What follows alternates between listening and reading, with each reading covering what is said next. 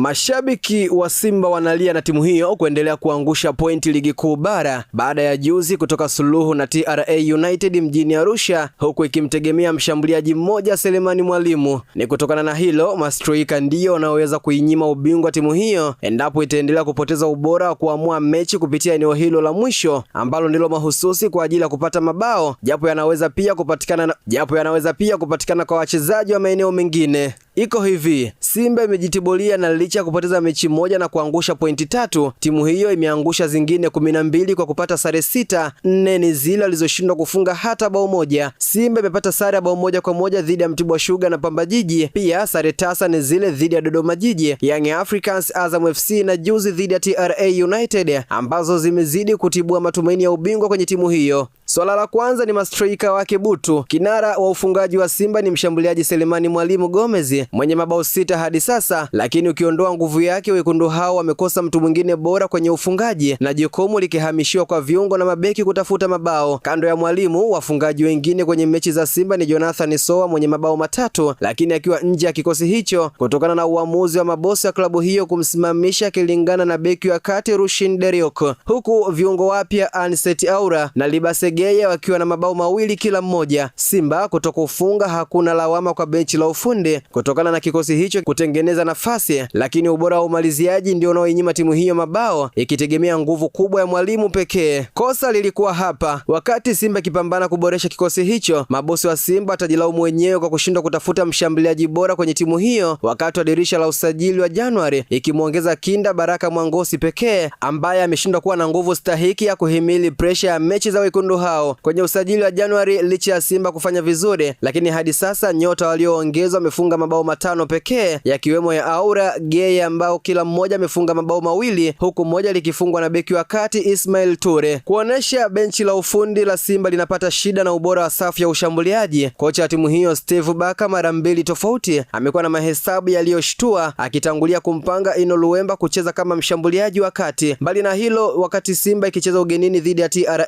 kocha huyo alifanya uamuzi mgumu akimtoa Mwalimu kisha nafasi yake akamuingiza beki kinda Hussein Mbegu dakika 85 wakati wekundu hao wakitafuta bao la kuamua mechi. Wakati ligi inaendelea, inafahamika kuwa Simba iko sokoni ikitafuta washambuliaji wa maana kwa hesabu za msimu ujao, ikielezwa tayari kuna wawili ambao inapambana nao kutafuta saini zao. Msikie Magori. Mwenyekiti wa bodi ya wakurugenzi ya Simba Crescentius Magori alithibitisha kwamba kazi ya kuunda kikosi hicho inaendelea na harakati za usajili zimeshaanza kutafuta watu bora zaidi kulingana na mahitaji ya timu hiyo. Nikimnukuu amesema, usajili tulishaanza na tunaendelea kutafuta wachezaji wazuri ambao tunaamini